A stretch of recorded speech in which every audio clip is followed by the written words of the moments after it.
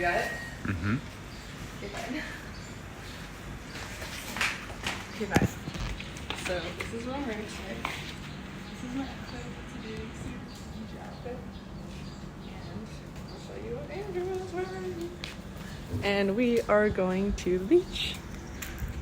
We're going surfing. And we're walking out of our guest house that we're staying in. Because,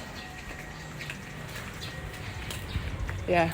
So we're basically going to walk to the beach and we're going to go surfing for the first time. Babe, what do you think of, how do you feel about our first surfing session? Well, the waves from last night were pretty strong. So we'll see. It might be a little rough, but yeah, we'll see. I'm ready for it.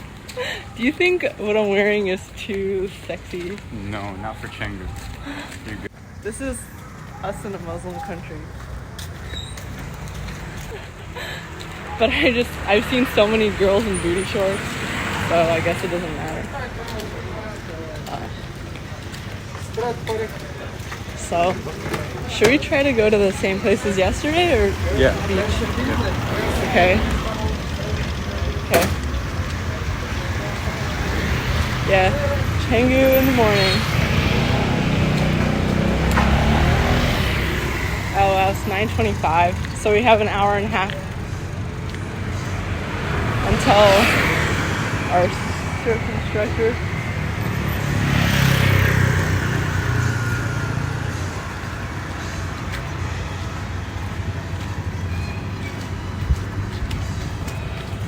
Okay.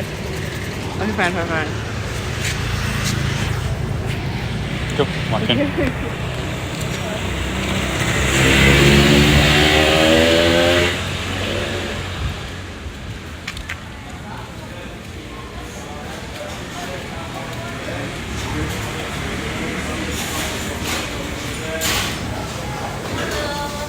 Everything here looks so good, and there's Morning. so much gluten-free, like literally. She's talking to you. Oh.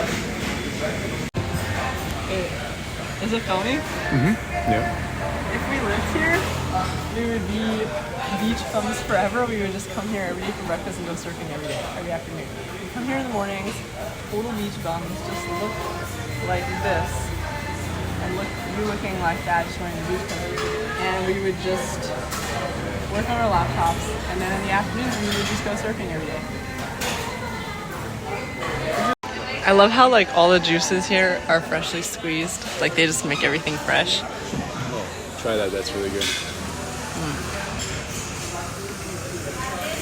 Yum. Yeah, that's really good. Yeah. Babe, do you want to live in Canggu? No. Look at my view. Your view? Yeah, look at what I'm looking at. No, check out what's in my view.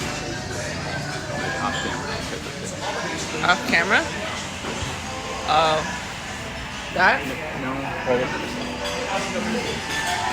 This is Andrew about to describe Canggu. It's like being on a college campus with tons of freshmen. Yeah. It's just like little flocks of freshmen walking around, like all bundled together on the sidewalk. But what if it's a beautiful college campus? Oh, nice. Wow, thank you so much. That looks so good. Thank you. Oh, yeah. What if it's a beautiful college campus and everybody looks so good and the juices are freshly squeezed and the prices are still good? Most college campuses are pretty beautiful, you know. Yeah. And like the people might look beautiful, but like there's definitely show the typical freshman crowd is like 3 or 4 Australian girls wearing the same outfit or just slight variations, right? And they're all like together on the sidewalk. They're like a flock. Yeah. And they're just walking around in unison. And then you have like girls who've just been here for like 4 years or something like that. And they don't give a fuck, and they're just on their scooter riding around. And like you can tell they've been around and been in Chengdu for a while. They're like the seniors. Basically. Yeah, the seniors. Yeah. Yeah, and then you have like married couples that are really cute. Usually like, you know, some programmer guy and his wife, and they're just walking around. Like us. And then you Except have we're not married. like the jocks, like walking around like groups of single guys, usually like bodybuilder types or whatever. Yeah, it's very cliquey. It just feels like, you know, they're different groups of people. Yeah. And they're very well defined and kind of what their deal is, I would say. Yeah. So what you're saying is it doesn't feel like we're in Indonesia. It feels like we're in Indonesia, but somebody dumped like a bunch of college kids off. Yeah. In the middle of Indonesia. Yeah. Ubud is not like that. No. Ubud is definitely more mixed, integrated, I think. Yeah. Babe, you look so good. I'm gonna snap some pictures. Just so you get a good look at this. This is the breakfast that came about. This is like my hand.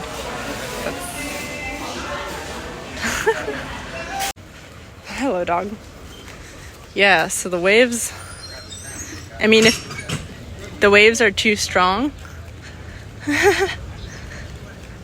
what's the worst that could happen? Drowning? Oh, well then you'll save me, right? Not necessarily. A man who is direct. Yeah, look at those waves. It's very... actually much cleaner and emptier than I would have expected. I was expecting there to be just like a ton of people on this beach.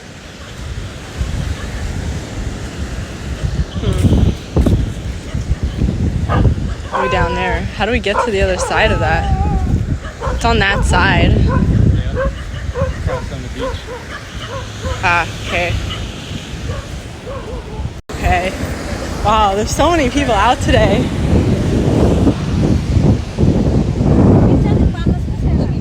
Two guys with 4 surfboards. That's what it'll be. 2 guys with 4 surfboards. Okay, this is actually our guy. All the surfboards. I think that's our guy.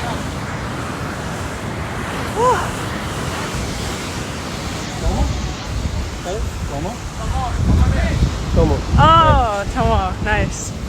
Okay.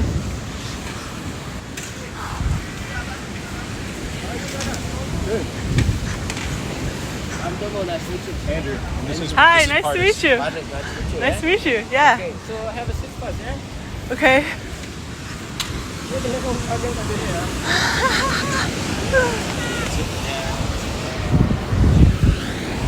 I'm gonna prepare everything on the back first. Okay. And then put that this started, okay? Okay. Cool. Thanks. Excited? Yeah, very, very. So again, this is like after our surfing session, which I'm recording this because I just want to enjoy walking around the beach with Andrew and just chilling and meditating. Actually, we went surfing and it was awesome. It was really good. And then and actually I think we're going to be surfers. Like I think we're going to go surfing regularly because we both did really well in the waves, and I was surprised because I thought surfing would be hard. Like I thought I would need really strong abs for it, but maybe I have already been building abs through these fitness classes that I've been going to, but nonetheless, you know, it was easy. It was fun, and I was able to slow my mind down in the waves. In fact, I managed while in there for like just a few minutes to forget that I had all these thoughts, worries, mostly social anxieties, mostly anxiety about is this person mad at me? Is that person mad at me? You know, the usual childhood trained anxieties where like you're just worrying like, who didn't I call back? What didn't I do? Someone is waiting for me to do something, to say something. Someone is mad at me. Like, I mean, that's just 24/7. That's the way my brain has been, and Sometimes it takes like really, really, really taking away all the stimulation from your mind to see these thoughts that are like running through your brain. Anyways, so that's lately what I've been dealing with is like, you know, the stress is down. Andrew's, you know, his stuff in his life is like calmed down, and now my thoughts, I'm able to hear my thoughts louder, and they're just going crazy. My thoughts are just all over the place. So these trips, like going surfing, going places, doing stuff, has been really great because it allows me to like take my mind off of it a little bit. But yeah, it's just it's not bad. Like, it's a sign that I have enough time and I have enough focus and attention to now actually hear my own thoughts, and my thoughts are just racing, but it's just, I just have so much like residual anxiety from things that have happened, from like just a really chaotic life. Really, it has been very chaotic, like leaving the Frum community, going off there, moving to DC, like living in all these different places, not just DC, you know, New York, Virginia, whatever, Texas, spent a few years in Texas, and then meeting Andrew was extremely chaotic. You know, Andrew's a very loving, kind-hearted person. He wanted to introduce me to like everybody that he knows and loves, and I'm not a very open person. Like, I like to protect my energy because it's all I have. I'm very fragile, very sensitive. And yeah, that did not go down well, and I'm still like kind of reeling over it. There's this like, so we're both going through this phase where we're suddenly like de-stressing from like the chaos of our lives. But I'm not even able to hear, like, my thoughts are so overwhelming, like my anxieties, which, something really awesome happened this week, actually. But like, so I'm dealing with my anxieties, and it's like, I can't really be there for Andrew's in the way that I want. You know, Andrew has stuff that he wants to talk about, his past. I don't want to hear any of it. I don't want to know or hear talk about anybody from his past life. I'm so angry that he told me about any of that. I'm so furious at him for sharing anything about it with me, for being pulled into that dynamic, like such toxic dynamics that I didn't need to deal with. I'm like this single girl that does whatever the fuck she wants, you know, and like, if you're a single girl and you're, you know, talking to somebody that has a whole past, there's like a beautiful side and a really scary side. There's a beautiful side is that a person who's experienced, has a whole past, can't compare someone that understands, is wise, has experience with someone that doesn't. But then on the other hand, like, you know, you can admire a warrior from afar, but you don't want to be pulled into the battlefield. Nobody wants to be pulled into the battlefield. You don't want to be the warrior, especially as a woman. You don't want to become the warrior. You want to admire the warrior from very, very, very far. You do not want to be on the battlefield. And I feel like I was just I was almost pulled onto the battlefield. And it was like, no, that's terrifying. Please do not do that to me. Please do not share me with like any of these people in your life. Like, I don't want to know. I don't want to hear. I'm actually perfectly fine with him having like his own separate life with his own separate wife, kids. Like, please do not bring it anywhere near me. I've never been like the possessive type. I'm just a very anxious person. Scared. I just need my own little safety, my safe bubble. and I need people to stay far away. And so this past week I was going through like all these just fears, anxieties, things like that. This week has not been a good week for thinking. It's just been a very, very like overthinking week where I just have a lot of time because, I've done my taxes, I've done my stuff that I need to do. I've really cleared up my schedule, and all I'm doing is fun stuff. Working on my health, working on my body. I removed my IUD. I'm like, so raw, healthy. Like, I've never felt this healthy, And so now my thoughts are able to take the spotlight. All of these thoughts that have been there for like years and years and years, I'm able to actually be with them and think about them. And there's just so many. And they're just revolving around people, like, and it's like, is it like, it makes me so angry that I spent so much time around other people. Like, it makes me so angry because it's like, well, yeah, on the one hand, you need to be around people in order to make money, in order to like have your survival. Like, even if you have full financial freedom, you need money.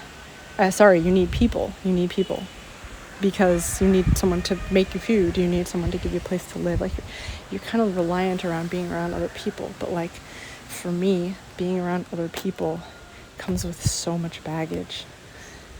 So much anxiety. Like, I'm just always worrying about like, so who's mad at me, who's this, that, what are their expectations, what are their feelings. I can barely survive the weight of my own feelings, let alone other people and their feelings.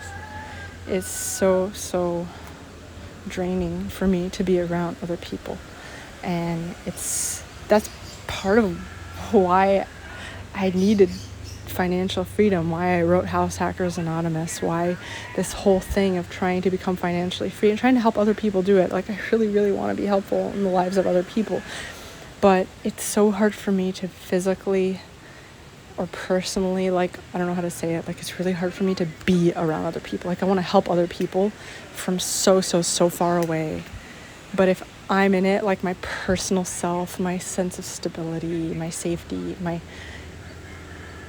me has to be around other people. I feel very unsafe around other people. And it's like, I feel like even Andrew, like, I feel like I'm turning him into a shell by being with me. And like, sometimes I think about ending myself. Like, I just don't feel like, it's hard for me to justify my physical existence. Like, I think that my mind has a lot of value. I think that I can really strategize. I can come up with solutions and loopholes, read my book. I can, and it's not genius or anything. It's more just like, I'm looking at a waterfall right now while recording this. It's like water. My mind is like water, and I can really, because that's what overthinking is. Overthinking is like water. It's like you're just thinking about, you're getting into all the angles and the crevices and the holes, and it's being thorough. That's what it is. Overthinking, it's just being thorough. It's like when you are forced, and you learn as a child, you're forced to look at things through every single angle, try to find a solution to like a crisis, and your mind becomes trained that way to think so hard that you can think about every single possible solution to like a problem and putting it all together. And I'm so good at that. That's like the one thing that I feel I'm so good at. But then it's like at the expense of me. Like, if I don't put an end to it, if it's not something that I can take myself personally out of, it really eats me. It eats me alive. My thoughts eat me alive. My thoughts are eating me alive, and I'm not even personally in it anymore. involved in anything. It's just residual. It's just the aftermath of thoughts that are like eating me alive. And I think to myself, like, do I really want to be personally around anybody? Like, what if I am supposed to be a monk? That, or like the kind of author that just writes things for people, or YouTuber that just makes things and doesn't interact with people in person. And it's like, it's lonely. Like, I do like being around people to some extent, but it's like the anxiety, like the fear that I'm like, I feel like I have turned Andrew into like a shell of himself. I mean, he's not around anything that he used to be around in the past. His friends, family, all these people, like, he's just totally separated from all of it. And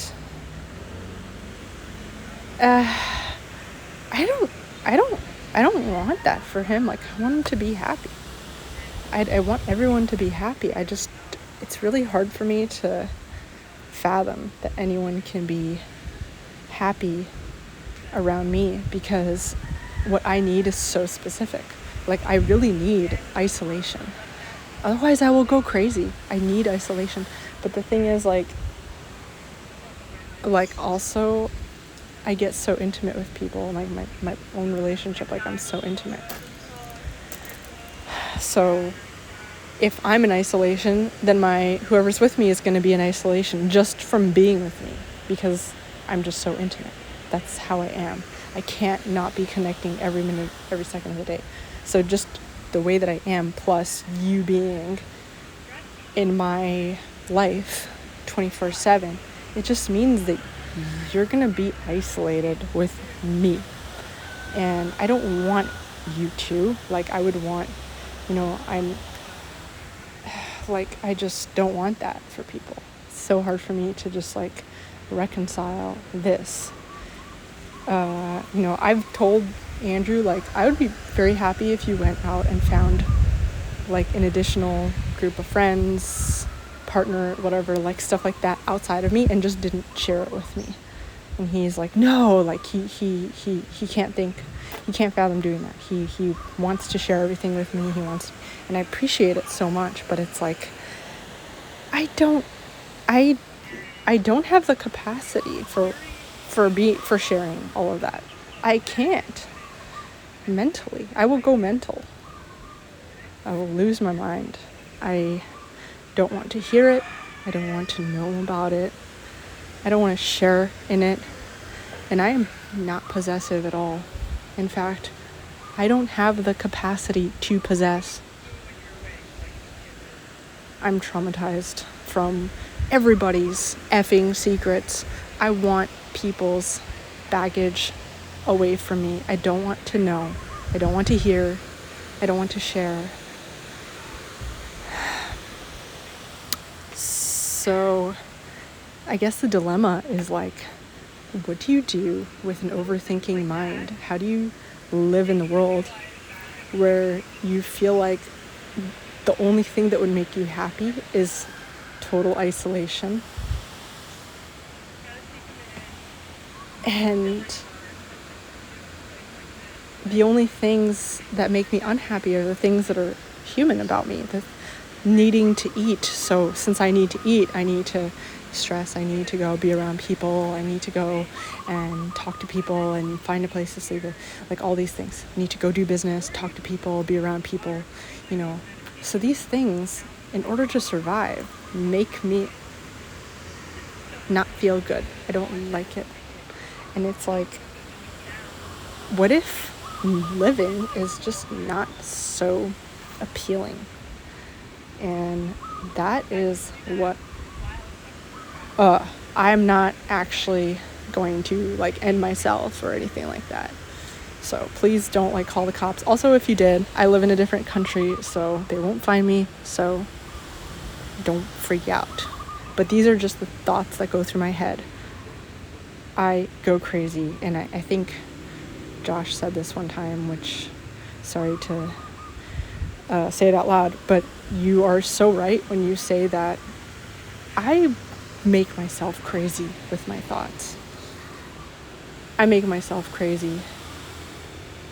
And I can't help it. I can't stop it. It's like this crazy train that has been going on for years and years. And it's like, I'm only now able to see it because like it's stopped and like my life is able to calm down. And, you know, for anyone who's like, oh, well, the idle mind is you should like keep yourself busy and distracted. And it's like, no, that's like putting a bandage and making the thing worse.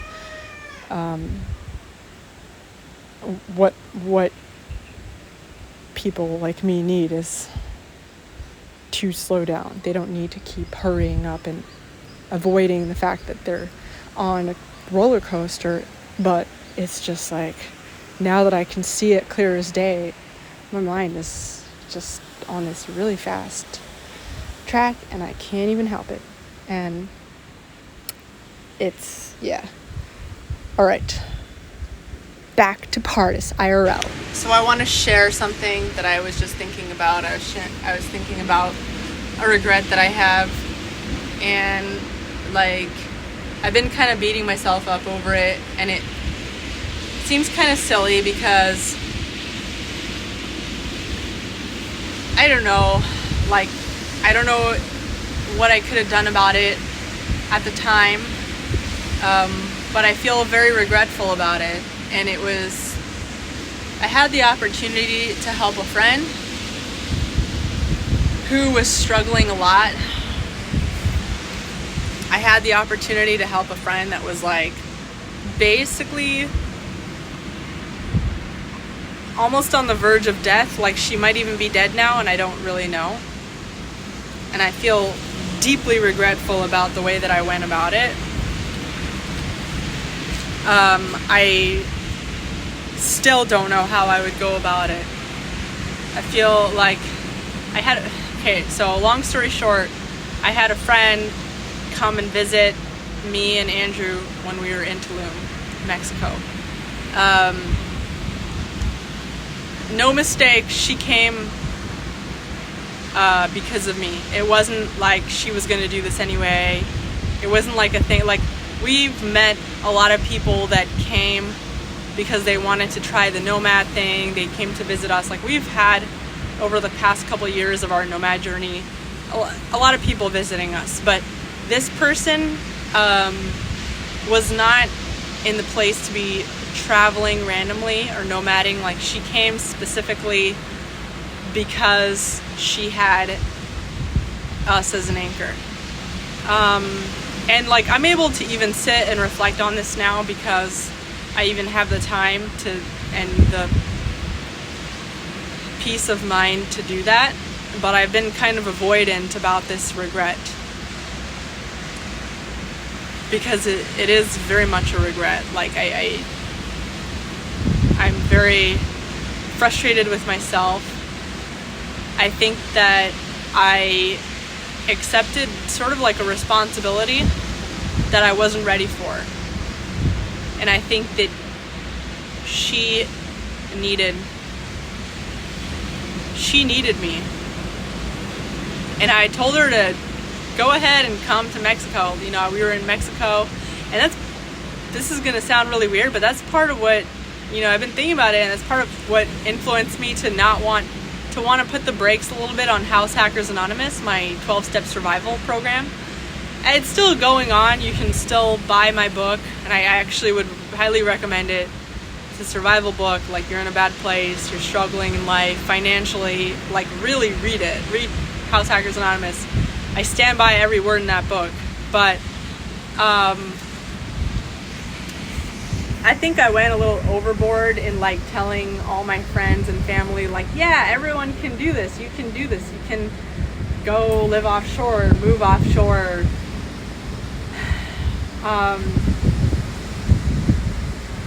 I don't think that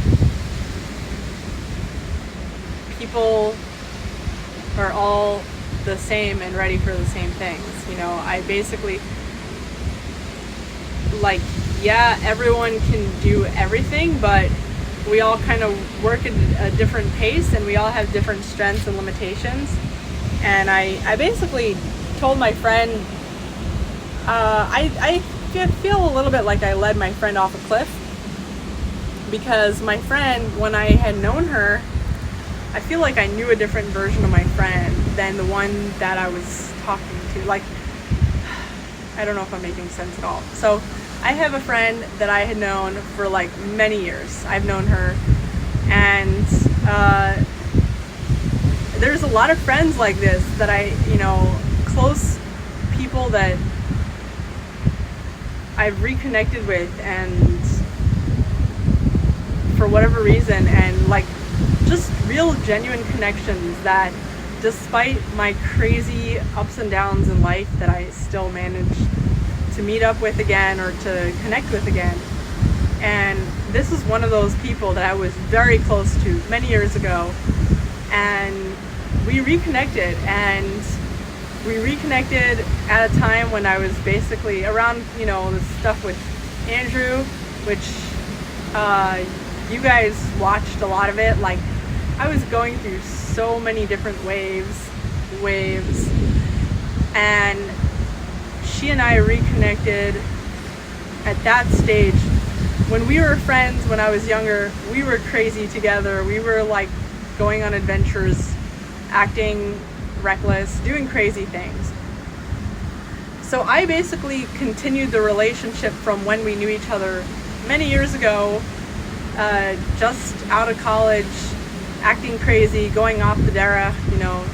We kind of went off the derech together, kind of, in a certain way. She didn't fully go off, but I did. I jumped off the deep end,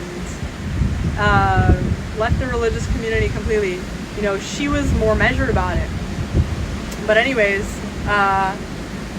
so I basically just reconnected with her on like the same level as like when we left off. And I was like, yeah, you should totally just like move to Mexico, and here's what you can do, here's the business idea, and here's what you would be doing, and here's how you'd be living, here's how you would survive, all these things. And I wasn't able to provide the emotional cushion that she needed. In fact, I don't even know what would have been a good, both me and Andrew to some level are a little bit crazy, I think. We're both very trial by error. Both of us will see the potential for huge disaster right in front of us and still go for a certain thing because we so badly would rather move forward than to stay stagnant. Both of us have a very deep fear of being stagnant, so we will do things before we're ready and kind of embrace whatever disasters come on because of it more than we're willing to just stay in the same place. I don't know if I'm making sense, but anyways, that wasn't necessarily the right move for this person. I feel like I led her off a cliff, and without the right resources, without the right tools, and without me having the right resources and tools to help her. I didn't really know what she was dealing with, what she was struggling with. She would try to communicate to me I'm struggling, I'm dealing with stuff, but I didn't. But also she didn't share everything, and I tried. Getting information from her was like pulling teeth, actually. It was hard. It really was hard for me to really understand and grasp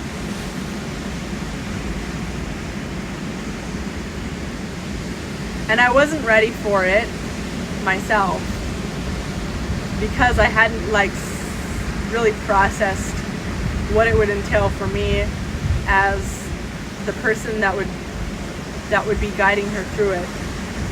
I was in a very hypervigilant state of mind in Tulum. I was getting better. I was doing my massages. I was healing from Buenos Aires. In Argentina, we were very sick. Andrew had his vertigo. Andrew was actually going back to the States. He was flying back to the States for treatments, for his tests for his vertigo. And we were very fragile. Like, we weren't in a place to really be there for somebody that was struggling at that level. But I think that was like a wake-up call for me to really not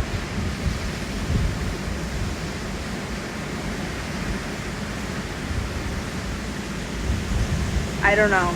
I actually don't even know what I would have done in that situation. Because like, I there was a certain point where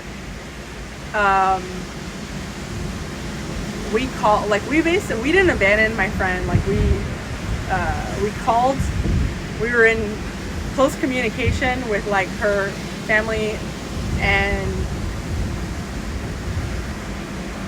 we basically took all the necessary action to help other people get involved that cared about her and that could like basically help her in a more informed and better manner than we could.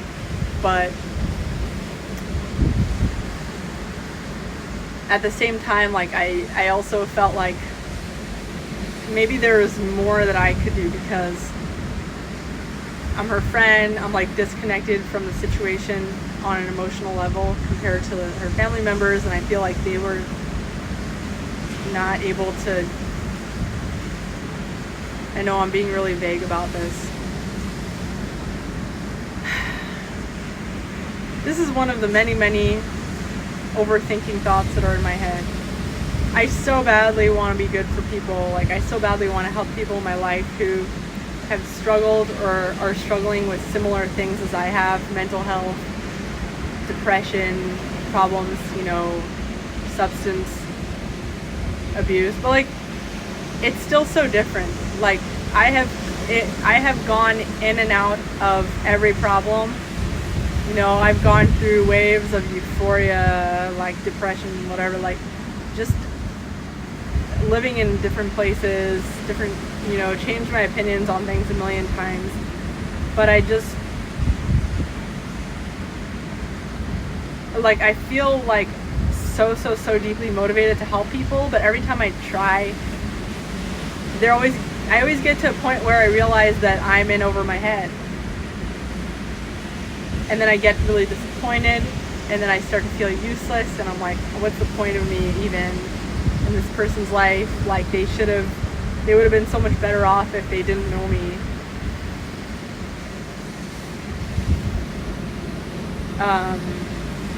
And there's so many relationships that I have like that, where I get overly excited to maybe be good for that person.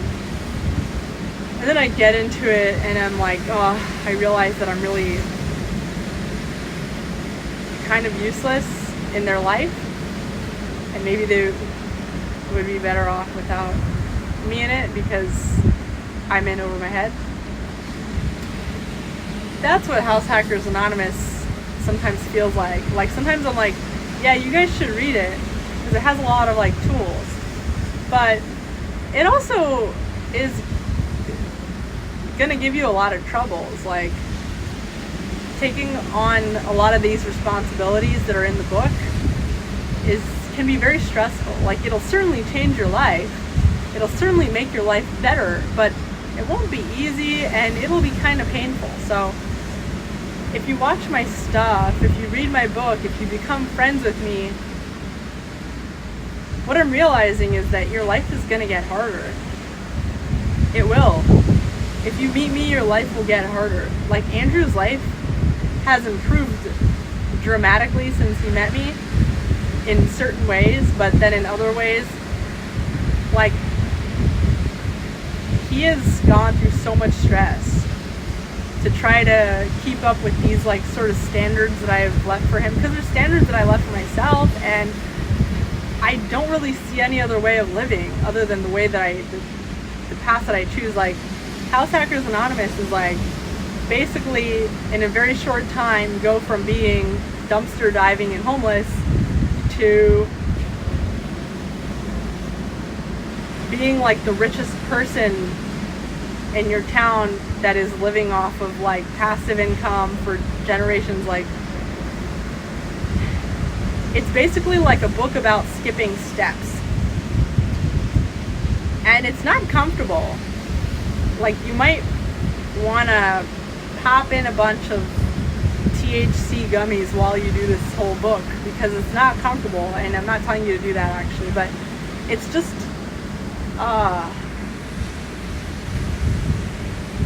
what I'm realizing is that meeting me might make your life better, but I think a lot of people don't need that, because they don't need their life to be better. They just need to stop being in pain. They just need to breathe. They just need to be able to relax. And maybe your life being better is the only chance at being able to do that long term. But that's a decision that you'll have to make for yourself.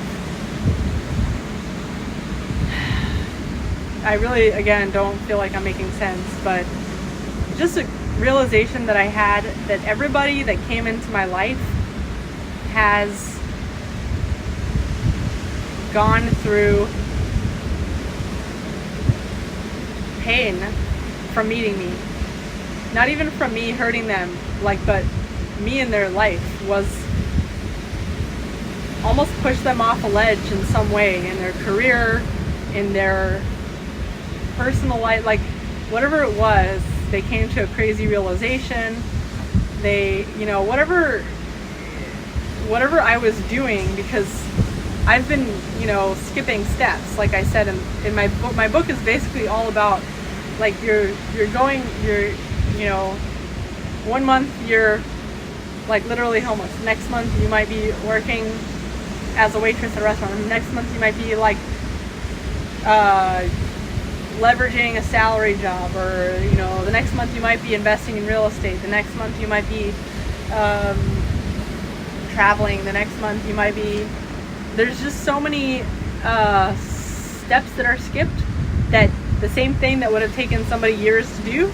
In my book, it's all about these little shortcuts that you can find to get to the next thing. So when your life is changing so fast, your friends are changing so fast, and your attitudes are changing so fast, and your feelings are changing so fast, and this constantly changing energy that is surrounding you in your life, it really affects the people around you.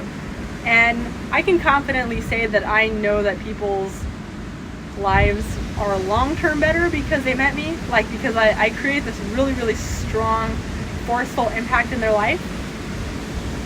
But short-term, a lot of people end up in so much pain from this situation that I don't know if it's worth it. And it makes me feel, I just don't want to be that. Also, I don't want to make your life better if you don't want me to. I don't want to deal with the projection of all of your pain. I don't really want that. I don't care about you enough. You know what I mean? There's nobody on the planet that I care about, including my partner. There's nobody on the planet that I care about improving their life to the point that it will hurt me. You know what I mean? I don't want you being around me to detract from me. So I really only want people in my life that being in my life is going to make their life better. But at the same time, I feel like I'm getting to this realization that it will make your life probably worse before it will make your life better, because this energy is a little painful, it's a little intense, and it's not for everybody. And a lot of people might fall or end up self-harming before they even get to the other side of it. So is it even good for them? If you meet me and then because of me you end up on a path of house hacking. There's so many people that meet me and because of me they end up on a path towards doing something, which is really nice when you think about it. This person was they met me and they were inspired. They were like, oh, well, Pardes is doing something, like I can do something.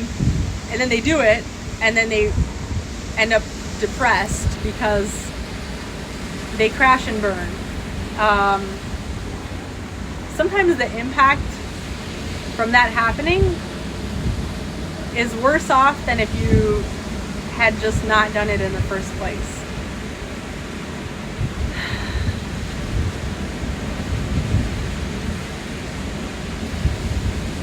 If you're a regretful person, like if you're the kind of person that you look back in your life and you say, oh, I regret doing this, or I regret doing that. If you find yourself doing that a lot,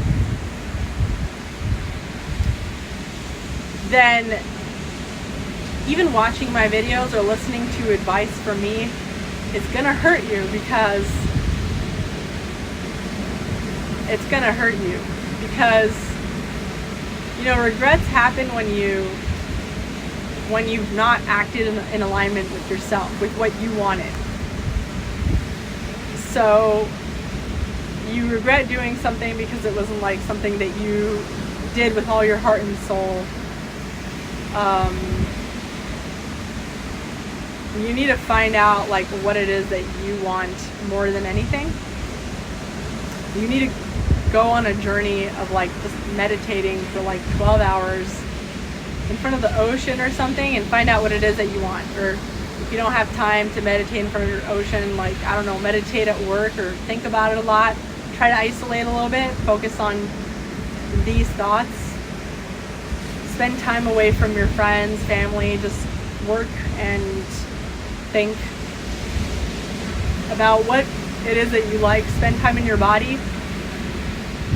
And then eventually you might get to a point where maybe you realize that you are living in alignment with yourself.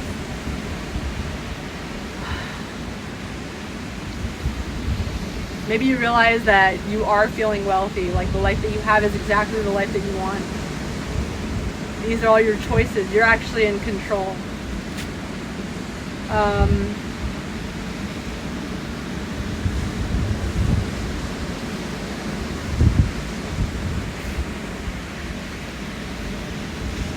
Or you might find that everything that you've done until now is exactly what was supposed to happen, and you're living the life that was meant for you. And you have been actually doing things in accordance with your own purpose and who you are. So, like, there's nothing to regret. And even if you listened to my advice or you watched me do something and it made you move in a certain way, it was you that wanted it. That's why you even watched my stuff. That's why I'm always saying, like, please don't watch my stuff. Like, the last thing I want to do is move anybody off a cliff if they don't want it. I really, really don't want to be your mom that is responsible for your life decisions. And I think one thing that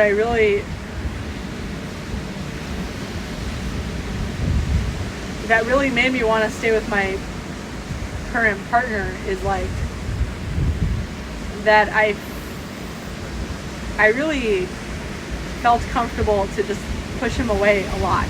And I pushed him away because I felt like he was doing things for me, and I felt like all the people in his life, his friends, family, all these people were like going through these like crazy waves because of me, because I was like, since I came in his life, and I didn't want to have anything to do with any of these people. I didn't want to impact them in any way. I didn't want, like, I want them to be happy and do whatever they want to do and be their own selves and not have anything to do with me and not know me. But I just felt like, you know, and then same with Andrew, and I just felt like I met him and he was jumping through all these hoops because of me and doing all these things and changing his life around because of me, and I didn't want him to do that. I don't want that. I don't care about anybody enough to make them do things that are gonna hurt me, that are gonna make me have these feelings of responsibility for their life. Like, and so I pushed him away a lot, and I'm really glad that I did. I'm really glad that I followed my instincts to do that, because like, you know, anyone that isn't gonna be in my life needs to know this. Like, by you being exposed to me, it's gonna be dangerous for you. It could make your life better, but if you're not ready for it, like, you should protect yourself and you should go away. And you should not be around such crazy changing energy, because my energy is it's like a very forceful changing, like I'm even impacted by it in a way that I just can't stop. I can't stop myself. I can't stop my brain. I'm moving too fast for my own brain, for my own body. So people around me are going to be exposed to that energy. Your life is going to be changed. And you might find yourself screaming for help, and you might try to lash out at me because it's hurting you, and I really don't want that. I don't want that for you, and I really don't want that for me. And it is part of the reason why I feel so much safer to just, I don't want to teach anybody lessons that they don't want to learn. I don't want to be an impact in anybody's life. I mean, it's hurting me enough. You think I want it for you? You think I care about you enough? No. But, you know, if you've been stagnating for so long and it really just makes a difference in your life, and you really, really, really, really, really feel, and you've done your meditation, and you really, really know for sure that you want these crazy changes in your life, this revolutionary impact in your life, things really, really have to change, then, you know, hop on board my crazy train, because your life will get better, and it can't not. You know, if you've been stagnating for so long in a certain direction, literally anything will make your life better. Any shakeup will make your life better. If it doesn't kill you. But the last thing I want is to end up in the lives of people that didn't choose for me to be there. And I feel so angry at Andrew for introducing me to people that were not ready for that.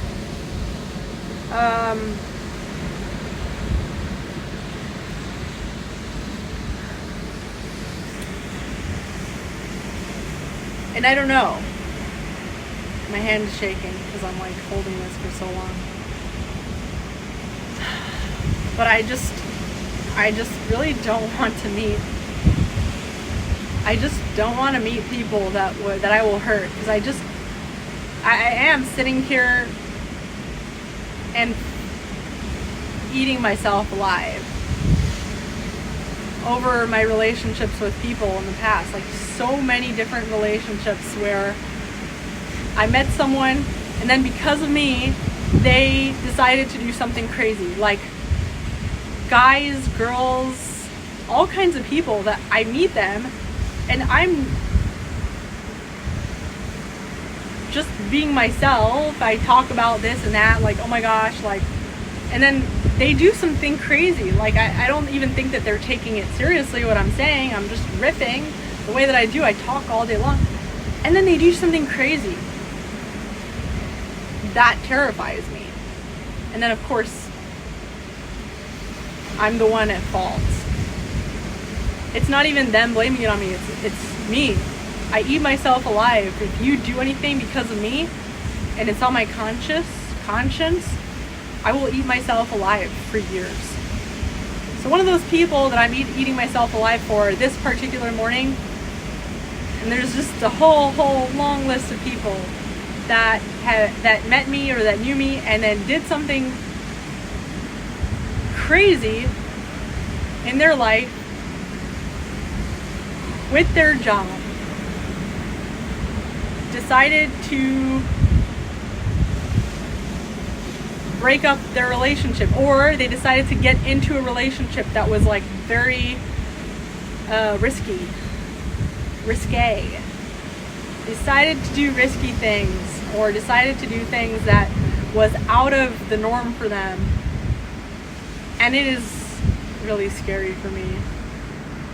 Because as much as I want to make people's lives better, I'm so scared that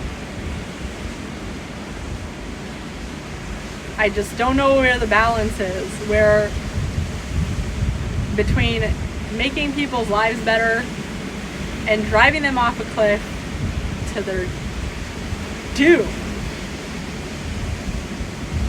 And it sounds maybe funny, but I really don't like that on my conscience.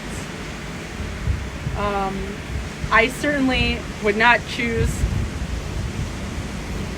all this pain and trauma of being an explorer and being a mover and shaker entrepreneur, whatever, the kind of person that will I certainly would not choose this kind of way of being. It's just the way that I am, but I don't know if I don't know. So yeah, I'm gonna go back, see what Andrew's up to. He's working on his laptop. Maybe I'll sit a little bit more here, actually, listen to a little more of a podcast. I'm listening to Hines. I love Hines. You guys watch Hines. Black guy with long hair. I don't know. That's not a good description. His hair is kind of white. He's kind of like a wise old dude kind of look. And he talks like this, and he's just very, he talks really soft. My hand is shaking so much. Oh. So yeah, I'm gonna go listen to Hines and continue sitting here with my torturous thoughts, and then I will go back to the cafe with the delicious food where Andrew is working on his laptop. See you guys.